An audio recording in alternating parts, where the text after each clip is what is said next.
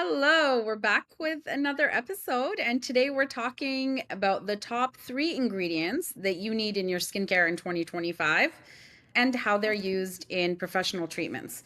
And it seems like a big topic, like you need these in your skincare in 2025, but ingredients is one of those things with skincare where we're always, not we, the scientists are always researching and adding. So being in the know about it, even just knowing they're there and how you can incorporate them, that can be how you start off too. You don't have to bite it all off at once. Exactly. It's just sometimes being aware what's out there, and maybe there's something in your current product line that is similar to it. That's the other side of it. I mean, one of them's a peptide, right? So, I mean, how many peptides are in products? Mhm. Lots of different ones, but it's just being aware of what the hype words are out there. What's interesting with this topic, it's kind of coming from our wellness world or our holistic world, how it's starting to be incorporated into our skincare, but it's always been there. I think what's different is that they're highlighting this more so Mhm. now because of the holistic influences that are out there today as How do you well. mean it's So, always how do you mean it's always well, been in there or been okay, there? so vitamin C, for example, we know is healthy for us. So eat your oranges and your Mhm. berries and all those things, right? Your grapefruits and whatever else that may be. We know that already, but I think they're just reminding us how our ingredients are actually in our products are still in our world of the health side of it, on the food side of it, if you wish, or Mhm. supplements. And they're coming out now more vocally as a marketing side to help people understand why products are, what products to choose, what to look for. And they're I think I guess what I'm looking at is that the buzzwords are changing for us in this industry. Mhm. That's a better Always, right? way to say it. Yeah. Yeah. So it's always been there. I mean, peptides are peptides, have always been there, but I think now they're highlighting certain ones. And of course, I mean, like you mentioned, the research is constant. And that's what I love about the industry. It's always changing. So then we can actually keep learning and growing. It can be overwhelming, but it just keeps us on our toes and hopefully keeps you on your toes that Mhm. you want to know what's going on. You want to stay current and on top. It's so important. I mean, we talk about how many people are going into this industry all the time, whether they're starting their own, whether it's the medical side, tapping into it more so now, whatever it may be. Nurses are not being nurses in their traditional aspect anymore. They're coming into the beauty industry, right? So I think these are the reasons why we need to stay on top of it and why Mhm. we do what we do, right, Darine? Absolutely. Yeah. Okay, well let's actually Dive in. say talk about the three ingredients. Well, there's three of them. We'll take each one and talk a little bit more about it, but can you tell us the three ingredients that we are going to be covering today? The top three are the postbiotic ferment, copper peptides, and last but not least, the aptogenic botanicals. So it's not what you would think would be an ingredient per se. It's kind of a category, maybe. So Yeah. the And each yeah, one needs more explanation because it's like, what the heck is a postbiotic ferment? right. And people are going to know it when they hear it. It's that probiotic bacteria that we keep hearing about. The difference is it's not in this side of it. It's not the live culture per se, but it's stable and powerful. So the lactobacillus ferment lysate, for example, you've probably heard of these probiotics. I mean, I remember taking probiotics many years ago after having a round of antibiotics from the health food store. It had to be stored in my fridge, and it was like 3 million lactobacillus, but don't quote me, but right. So it Yeah. was part of the probiotic world. So when we look at this, it's supporting the skin microbiome and the barrier of the function. This has been big this last year for sure. Everyone's talking about this barrier function because we're doing so much to the skin now. People are doing so much to their skin at home. I mean, they can order everything online nowadays. They're trying everything they possibly can. They're jumping from different establishments doing different treatments, trying to keep going and trying to get that perfect complexion that they're seeking, right? Hmm. But when we look at it, it's simple as like over exfoliation tends to be. It's creating that sensitivity. It's altering the microbiome of our skin, our barrier of our skin. And this is all about rebuilding the skin. And there's skincare lines that are completely focused only on this aspect, and they keep talking about the probiotics of the skin. And, it's crucial to help educate your clients on more is not better. And I know I sound like a broken record when I say it, but we're such an extreme society today that we think more is better. So it Mhm. kind of reminds me of, going years ago that, exercise, no pain, no gain. Well, we know that's not true anymore, right? So it's that same concept, I think, when we come to skincare that we want to look at that. Some of the skincare where you'll find these products, and Mhm. why, like for toners, for example, or essences, if you wish. Toners are not quite the traditional old style toner was just about pH balancing. There's more to it. They're going to have more ingredients in the toners typically, and it helps with that hydration. It helps to, yes, in some degree, to make sure that the pH hasn't been altered. Our Mhm. water, tap water, can do that depending on where we live. So, or act like a pre serum. Like a lot of times, I'm teaching people with product lines, or technicians. It's like take it and splash it in your hand, splash it into your face, so that brings that moisture, and your skin's allowing time to draw the moisture in, and the ingredients that are in that toner is going to help as well. It's not just a pH balancer anymore, and hasn't been like Mhm. that for quite a few years. Another aspect is you might find it in serums. So they're like a barrier repair serum. They're focused on that, and they usually highlight that. So think, after peels, after microneedling, or post damage that's been done by, maybe they're having medical medications being put on, right? So the creams and that type of thing, or spot treatments. So it's to rebuild that skin barrier. Moisturizers and masks, overnight masks. They're really looking at reducing the redness overnight, rebuilding and nourishing that skin again. But I think that's a big part. Is that's all about, the probiotics, no different than we would internally eat or take supplements for that matter. But the big thing is that when you look at it, a pro tip on it, so look for fermented blends with ceramides or hyaluronic acid in them, because it really Mhm. bonds and works well together. The next ingredient on the list. Before we move on to the next one, I'm just going to recap what are the benefits of postbiotic Sure. ferment in skincare. You said supports the skin barrier, right? Improves hydration, reduces inflammation. Did I get them all? What else was there? So it's repairing the barrier too. Okay. It will help rebuild the skin post damage. Promote like cell turnover, strengthen the skin's immune system. Yes, the skin's immune system. I think that's a better way of saying it. Okay. Creates resilience and reduces redness. That's a lot. That's awesome. All right, what's our next? Next we have copper peptides. Copper peptides. Yes. So, well, we know what a peptide is typically. Mhm. Peptides complex bound to copper ions. That's what this is related to. It's naturally found in the body, but declines with age. That aging thing, you know? Everything declines with age, apparently. I know. That's why peptides, like people will literally say, well, I want a cream that has a peptide in it. So again, as the professional, you want to understand why they're asking these questions.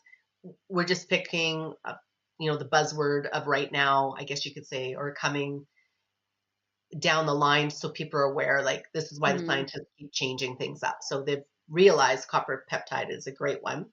Why mhm. it matters is because it boosts collagen, elastin, tissue regeneration, and without irritation, like retinols, the strong Right. acids. So that's why people, again, everyone wants that. We're still kind of on that train, I think, of the retinols, and younger people are doing it. So when I, hear about the 18-year-old, 19-year-old doing retinol, you know, 4 times a week because they saw a post on Instagram about it, it's, again, we have the power here to educate our clients Mhm. and tell them the why behind. Your skin genetically, not genetically, pardon me, biologically is not there yet. You don't need that yet. it's coming, but let's not damage the skin to promote these other possible things going wrong for you. So this is Right. what you can do. So this is a great option, especially for a younger generation, because it's not Mhm. going to have that irritation, right? So I thought that was a great way, a leeway into talking about it, because younger and younger people are trying to do the anti-age world, or we'll say pro-aging. But I think this is something that we could, bring into that discussion with our clients in the treatment room. So some things to look at in skincare would be your post-treatment serums. So after microneedling, dermaplaning, radiofrequency, you want that speed healing and Mhm. maximize that collagen response with it. Again, we're not talking medical level here. We're talking your general esthetician. So we're not talking that 2.0 microneedling type of thing. We're generalizing this into our everyday esthetician. So we want to maximize, again, that collagen response. There's also, a lot of times peptides are known to be found in eye creams. So for that firming, the other side is neck creams. I mean, we're forgetting about our neck and décolleté. So targeting that firmness and texture of the skin is how this one works really well.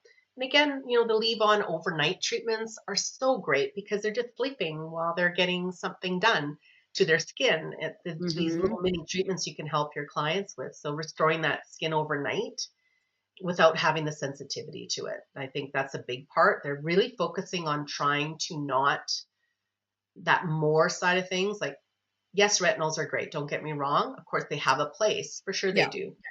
But I think we're forgetting when to use it, how to use it. I don't think there's enough education going on to our general public about it. They're just following these pretty images and stuff. It's difficult for estheticians right now because there is so much information out there and everybody becomes an expert. So there's the only thing that they can really fall back on, I would say, is just like from a place of just constantly educating on the facts and showing Hmm. why and what you know. And then that's, I mean, Hmm. all you can control really, right? Yeah. But this sounds lovely. I want some copper peptide. Yeah, there's a pro tip for this one. So what they suggest is don't layer with strong acids or vitamin C.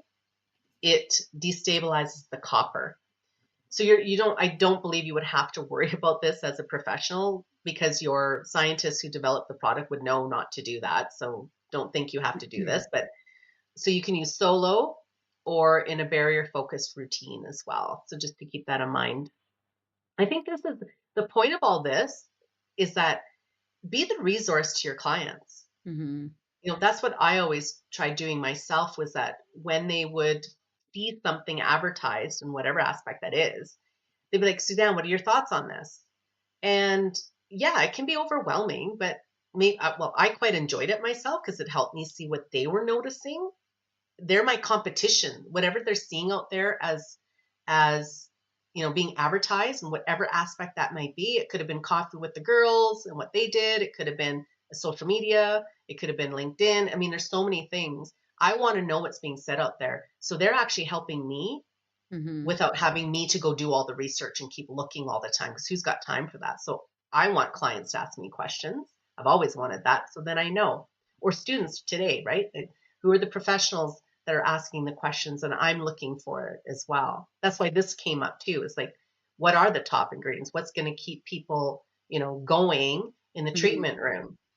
Yep. Exactly. Mm-hmm. Awesome. Okay, so what's our third? Is let me see. Adaptogenic Botanicals.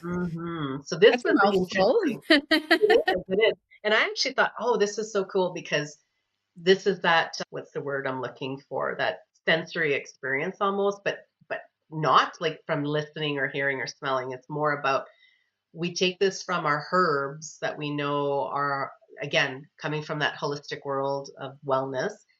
People are taking these supplements to help them internally as well. But what they're bringing into the fact is that skincare can help because we know our skin will absorb to a certain degree Mhm. ingredients as well, right? So it's inside and out. We're always talking. So these are ancient herbal ingredients. They're not new to the world at all. They're very, very old. And basically, what it is, it helps the body and skin to adapt to stress internally and externally. So you think environmental stresses, Or, if you had emotional stress, think about, you've been feeling not well, you had the flu. Usually externally, you don't look well, you look Mhm. under the Yeah. weather, right? So your skin's going to show a lot. So this is why they're talking not only internally, but externally with your skincare. And it helps with, Um, like, the complexion and, like, your tone, because that's usually where you look drab or whatever, but yeah, yeah. Yeah, yeah. and the thing is that people need to realize, and I think this is a good way to kind of help your clients understand, is that skin mirrors your internal stresses, Mhm. Yeah. right?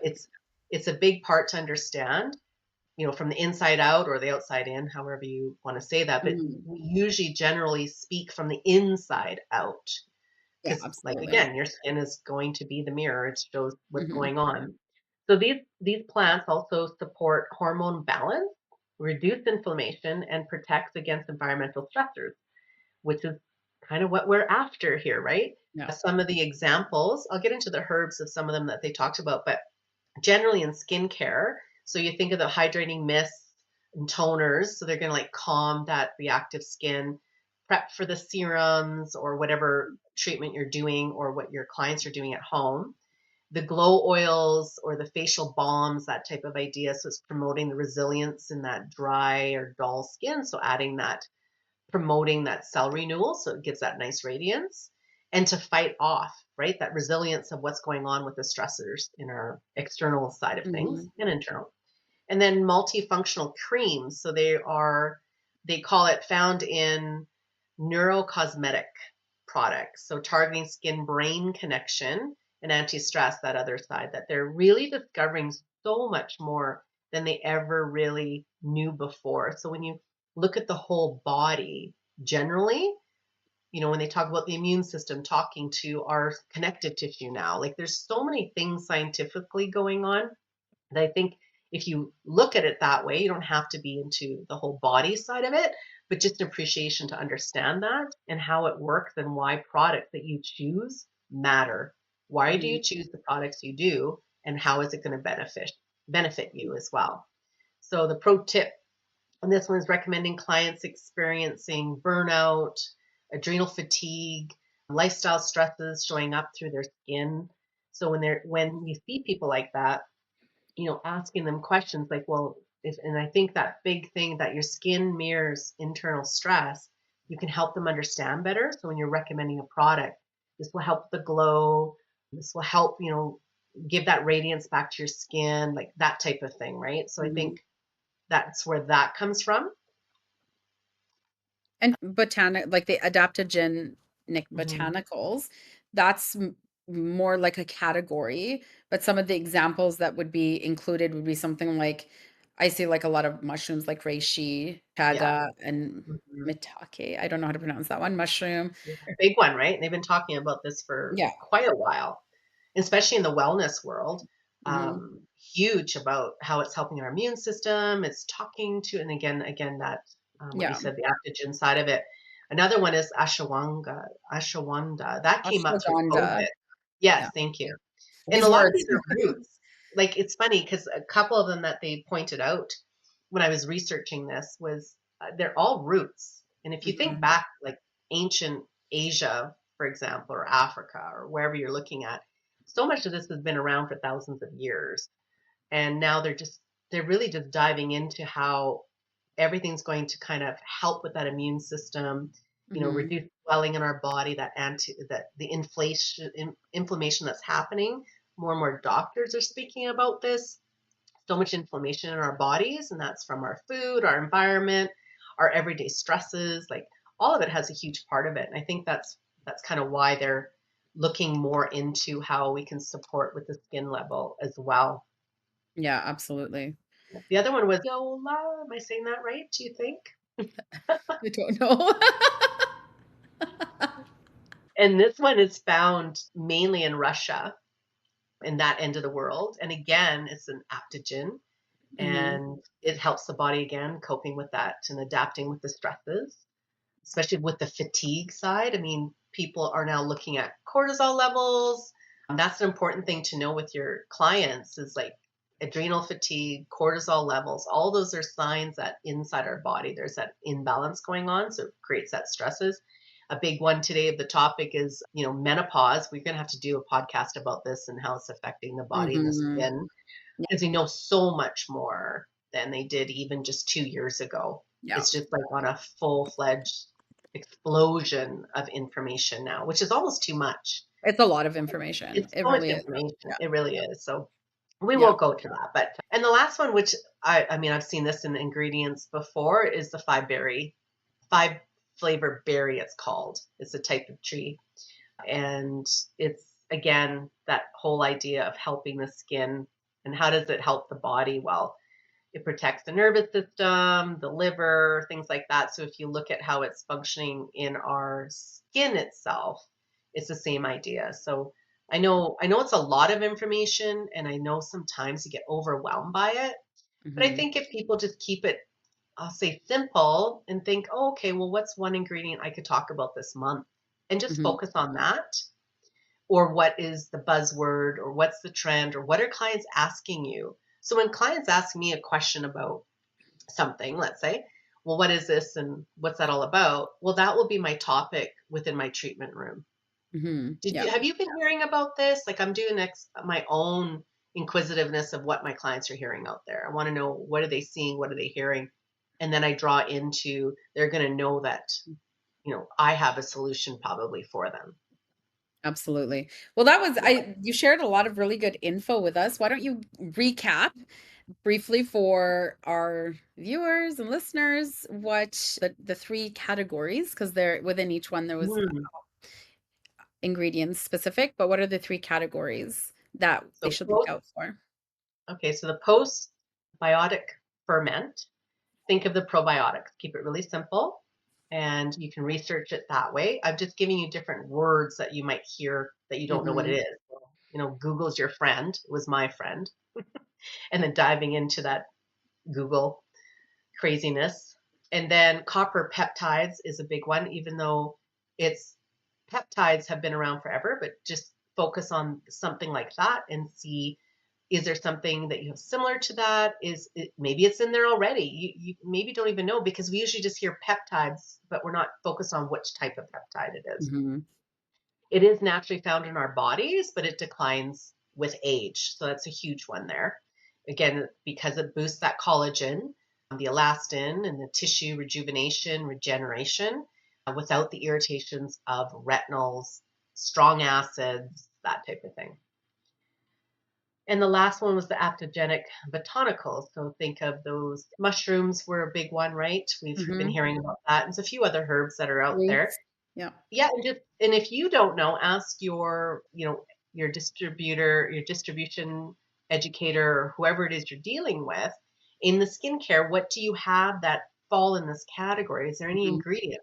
Because they should have that. And if they don't, they'll find out for you, because they might have to Mhm. reach directly to the science side of it. They might not have exactly right in your hands right away, but I'm sure that they can get into that.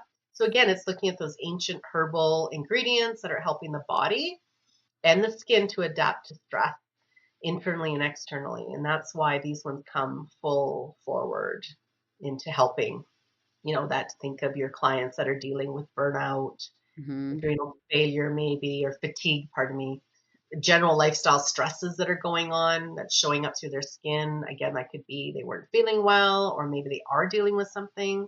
Maybe they're not sleeping at night, right? That's a huge stress on the body when they're not Mhm. sleeping. We don't have to make Yeah. this a big medical, diagnosis here. It could be simple. We know that if you're not sleeping properly at night, straight through, that's a huge stress on the body, because that's when your body heals. That's when your body rejuvenates itself to get you through the next day. And that's everything in your body, your brain, your circulatory system, your heart, your liver, your kidneys, all your glands. Like you keep all of it, your muscles, your skin, like everything. So I think that's something to look at with your clients as well. And finding your way of saying it and doing it. And maybe it's not in your vocabulary. Maybe you're going to keep it simpler, and that's totally fine. But Mhm. in your treatment room and in your posts, bringing this forward and helping them understand how it helps them is a huge component in the end, Yeah. to keep that rapport with your client, keeping that level of professionalism that they look up to you with your knowledge, I think is another part. so they come to you for it. Absolutely. That's amazing. If you have any go-to ingredients that you have been noticing lately and want to let us know, just share it with us in the comments or send us a message. If you haven't subscribed already, please do, and we'll be back with another episode.